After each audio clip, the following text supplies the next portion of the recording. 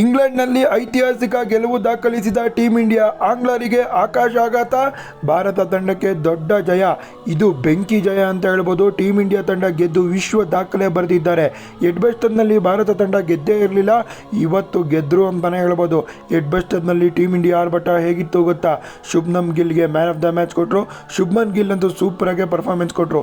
First ಇನ್ನಿಂಗ್ಸಲ್ಲಿ Bharat ತಂಡ ಮೊದಲು batting ಆಡುತ್ತೆ, super ಆಗಿ ಆಡ್ತಾರೆ. Team India 1/336 runs.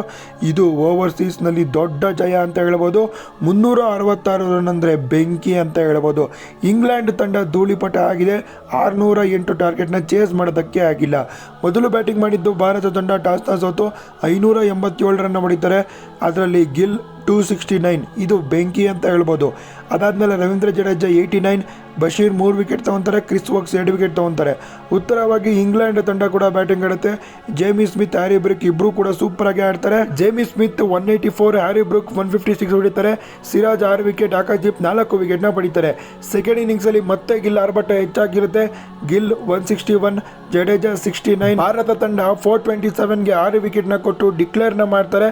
ಉತ್ತರವಾಗಿ ಇಂಗ್ಲೆಂಡ್ ತಂಡ 608 ರನ್ಸ್ನ ಚೇಸ್ ಮಾಡಬೇಕಾಗುತ್ತೆ. 271ಗೆ ಆಲ್ ಔಟ್ ಆಗ್ತಾರೆ. ಜೇಮಿ ಸ್ಮಿತ್ ಮತ್ತೆ ಚೆನ್ನಾಗಿ ಆಡ್ತಾರೆ, 88 run. Brendon Carse 38 run. Team India ತಂಡದ ಬೌಲರ್ಸ್ಗಳು ಧೂಳಿಪಟ ಮಾಡ್ತಾರೆ ಸೆಕೆಂಡ್ ಇನ್ನಿಂಗ್ಸಲ್ಲಿ. Akashdeep 6 wicket, Sundar 1 wicket.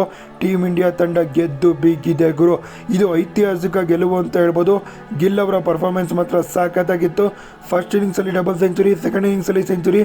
Gill man of the match. Team India ವಿಶ್ವ ದಾಖಲೆ ಅಂಡರ್ ಗಿಲ್ ಕ್ಯಾಪ್ಟನ್ಸಿ. ಇದು ಬೆಂಕಿ ಅಂತಲೇ ಹೇಳ್ಬೋದು. ವಿಡಿಯೋ ಇಷ್ಟ ಆಗಿದ್ರೆ ಲೈಕ್ ಮಾಡಿ, ಶೇರ್ ಮಾಡಿ, ಫಾಲೋ ಮಾಡಿ.